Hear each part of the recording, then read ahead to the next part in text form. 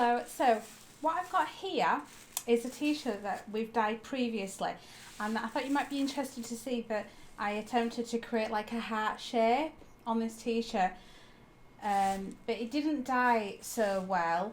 I can't remember what reasons that was for. So what I was going to do was just re-attempt to dye this section here. So I thought it would be good to show you the technique that I did to try and achieve that heart. So I pinched it in the middle and then sort of scooped it up in that heart shape, and I'm binding it. So the way that I pinched it and pulled it together, I scooped it together at the top of that heart and then around the outer edge. And I'm going to put that alongside with the previous t-shirts that we've knotted, and I'm going to process them all together. And I'll be doing that shortly, so join me again. Okay, so welcome back to Shiny Tree Trash. If you watched my last video, you will have seen that we looked at the introduction to tie-dye. What we're going to do now is the next stage of the process.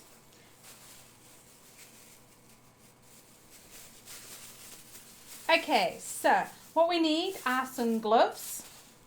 You need some water. In our pack we have some soda ash, and we're just going to put that into our water.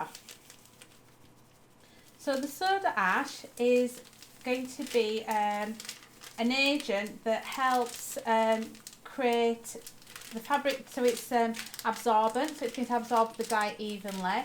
It's also going to help fix the dye to the fabric. You can use salt as well as a fixing agent.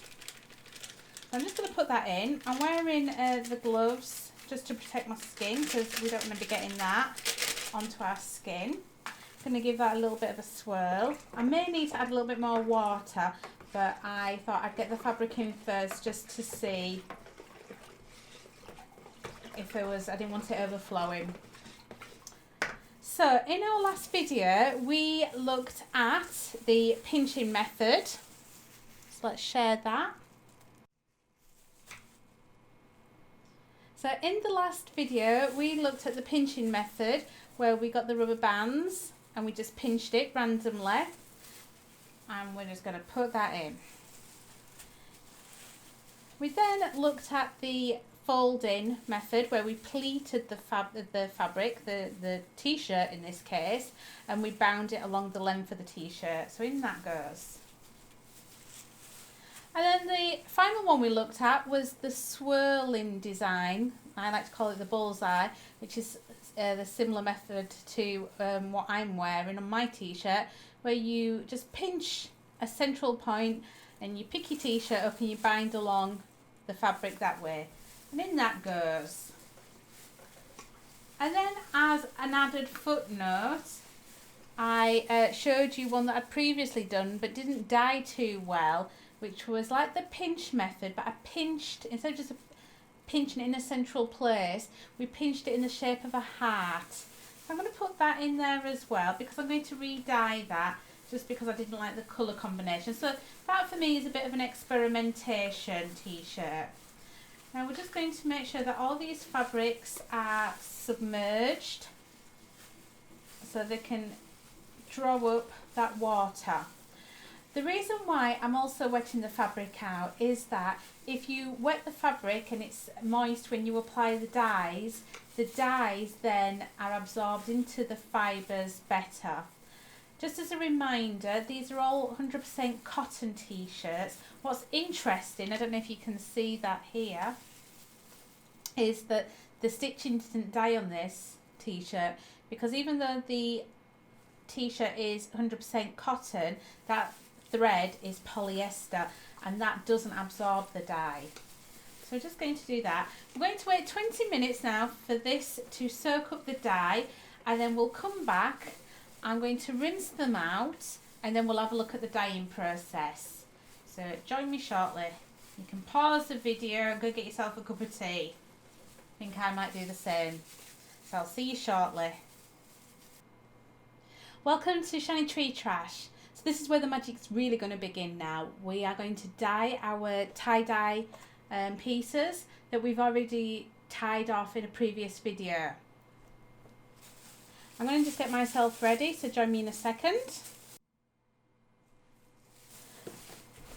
Okay, so I'm going to just explain what the setup is. We have here our t-shirts that we've already tied off with rubber bands. These have been soaked for 20 minutes in a soda ash and water solution, and that is just going to swell the fibres so they're more willing to accept the dye, and it's going to create an attraction more so for the cotton to the dye. So that's just a preparation process. What I've also done then is my dyes that come in these bottles in the kit that we had. Show you that. These bottles had powder dye in the bottom, so I've just added water to these bottles and I've given them a shake just to make sure that all the dye is dissolved in the bottom. Now this is a kit. You might not have a kit. You might want to try Dylon dyes. I can put a link below for Dylon dyes. They're fantastic and I can recommend those. They come in a variety of colours. You can get them in small like capsules, or you can get them in powder form. Alternatively, if you want to explore and have a bit of experimentation, you might want to try natural dyes like beetroot juice, or dyeing with rhubarb leaves, or coffee granules, or turmeric. So there's loads of things. If anybody's interested, let me know in the comments below, and that's something that we can explore and experiment in another video. I've got this here set up with a bucket and just with a cooling rack over the top, so it just allows me to be able to do the dyeing process in front of the camera. Okay, so with colours we have got of orange. This looks like it should be a pink, but when I was adding the water, it's gone into a purple. So I don't think I've got my primary colours. Although saying that, this looked like it could be more of a red than an orange. So we're just going to have a little bit of fun. So this is the beauty of tie-dye, in that you can't really predict what you're going to get. So don't be too precious about it. So I'm just going to set my t-shirt on the station that I've got rigged up here. This was the first t-shirt that we did with the little pincers. I'm going to see if I can make these, I'm thinking, into like a daisy or some sort of flower. So I'm just removing the lid to this, and I'm just going to apply my dye. Now you can see, because it's wet, it's kind of leaching down into the fabric. And that's going to be kind of nice because you can get like a bleeding effect. If you don't want that effect, then don't put as much dye on and it won't carry down the fabric. Because this has got like a little teat end, a little dropper, I've got a lot more control than if I was just going to paint, well, you could paint it on, or dropping it into a bucket of dye. So there's different ways that you can explore and experiment. You could put the dye in a bucket and just soak the ends up and do like a dip dye effect, and you've got that ombre where you might have one colour leaching into another. Whoops. Don't worry about mistakes, dropping dye. That's the beauty of this. There's no right and wrong. Okay, so I'm going to try this pinky purple with the orangey red. So I'm going to try and get the effect where maybe the red, do like little petals. Oh, just have fun. It's the beauty of this.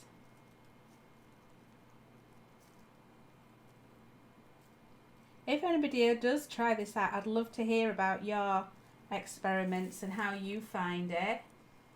Doing it with kids would be really good and fun. Obviously, you've got to think about safety. Gloves is useful, not to have food nearby, not licking fingers. It's just being sensible. So those are my little flowers. I'm going to tip those now with some of the purple.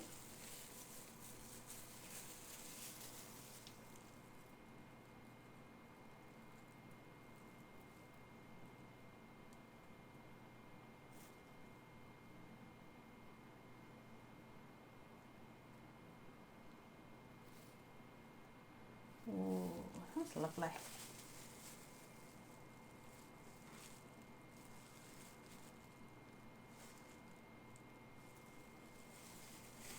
So you can leach that there.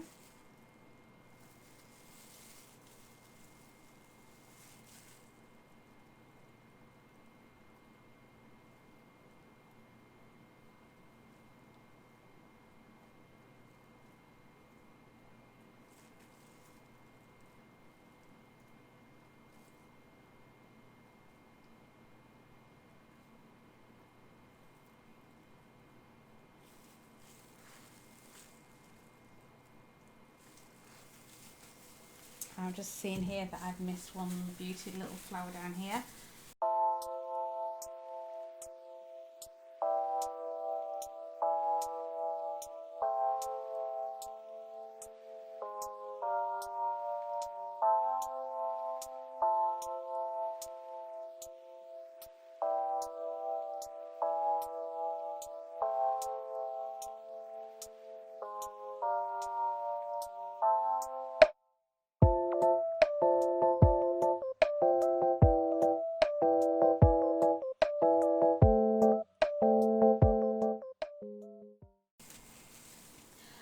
Okay, so I'm going to leave that one. I don't think I'm going to put anything in the background. I think I'm going to leave it kind of neutral. Okay, so I've just changed my gloves because a big tip there is that you just get residue of dye onto your fabric, and if you are then picking up a clean one, you get dye then transferred like so, so it's not foolproof, onto your clean fabric. Okay, so this one was the pincher one that we did that's very similar to mine. So should we go for a rainbow effect with this one? So let's go with the orange first, I think.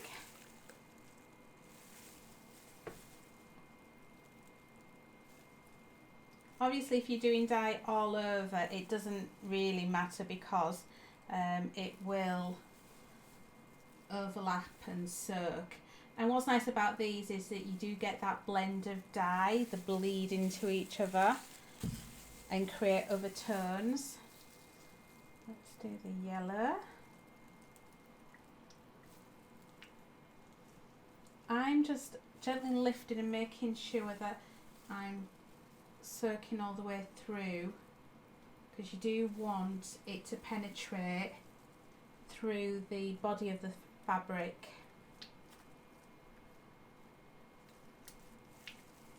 Okay. Ooh. Right then, that's that. Let's go green.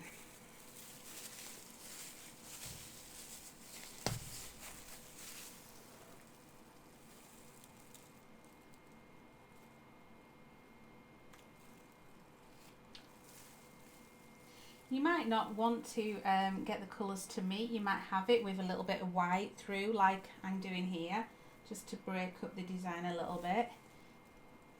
All creates part of the interest. We'll go blue.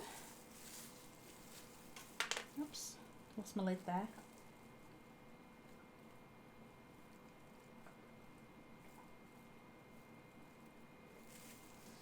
Turn it over.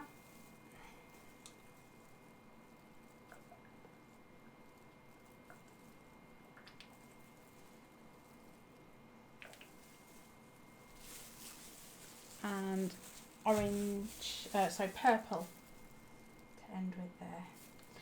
These dyes, I'm going to just let them soak in.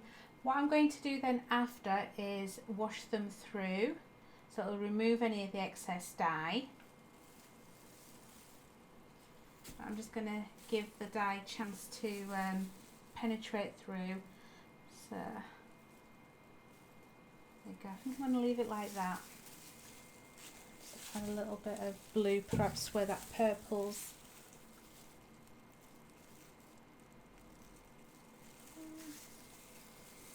Okay, so key tip, trying not to transfer the dye.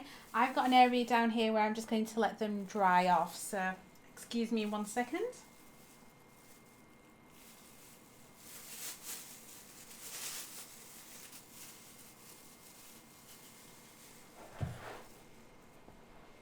Okay, clean gloves again. So this was the one where we pleated it up.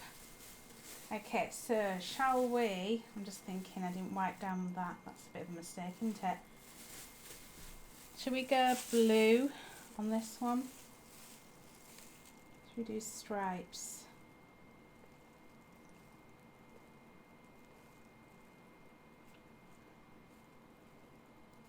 There's no right and wrong way, it's just seeing what the dyes do, experimenting.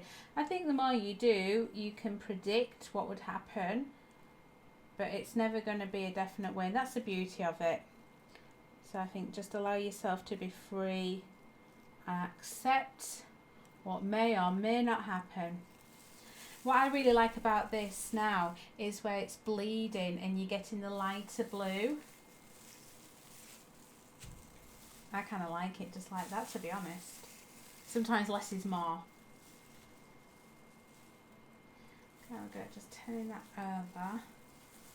I'm going to repeat that with the blue in lines.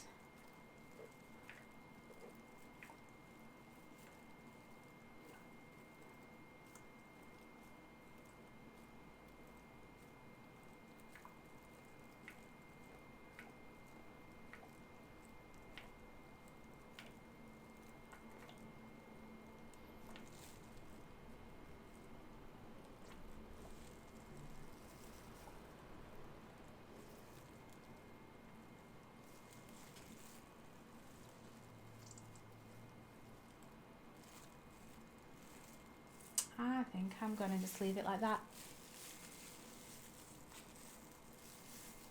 Okay, so excuse me, 1 more second. We'll put this by for drying off a little. Okay, so what we have here is a t-shirt that I dyed previously. I can't remember whether or not it had been in the soda ash, or I think I might have used it when the dye had gone a bit older, so the colours weren't as intense and as bright as what I'd liked. So this has been bound around the heart. It was just like the bullseye, like this t-shirt, but kind of gathered up in the fashion of a heart. And it's been in the soda ash to prepare the fibres to accept the dye. And I'm just going to see if I can over dye this just to intensify it. So this is a little bit of experimentation. It might work, it might not, but hey ho, that's the beauty of all this. So I'm just going to apply these dyes just over the top, just to add a little bit more interest and intensity.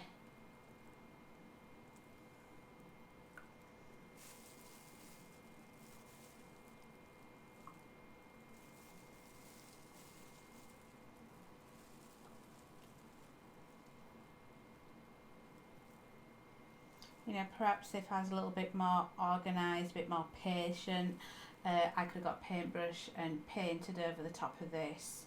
But it's just a matter for me of playing and exploring and experimenting and having a bit of fun. Maybe with the leftover dyes I'll do a painting type thing. So I've added that little bit of intense blue just around the edges. I'm going to just see what the orange looks like, just to see if that picks that up, just to break up that tone. Now I don't have red for the hat, so I think I'm going to go into the purple.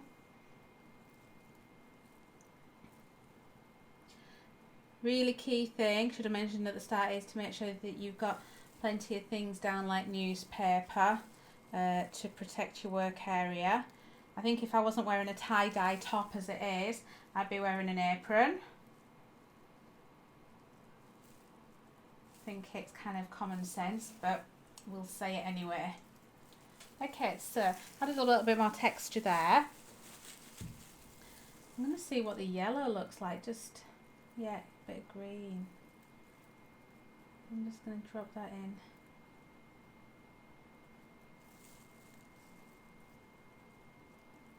And just in places.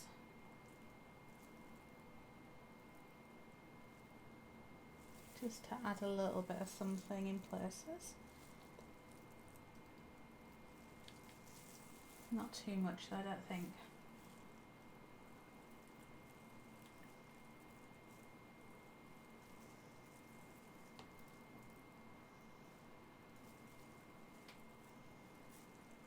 Okay, so purple. Now, are my gloves dry? I'm just going to open this up a little bit. I kind of lost that heart shape. I should have maybe spent a bit more time, but hey ho. See what we get. If I try and introduce the dye in an idea of a heart, maybe more of a pointy bit down here, and I'm kind of going for more of a curved and a curve here. Maybe I'll achieve a painterly heart. Oops, stripping beyond my rubber bands. I don't think that's going to work, but like I said, that's the beauty of it. So let's just go for it. Embrace the moment. I think these are quite happy to splurt out. Okay, I'm not going to work it any more than that. That I think will lighten as well once it's rinsed. What I am going to do though is just go over the top of that purple that's spilt and see if it can disguise it out a little bit.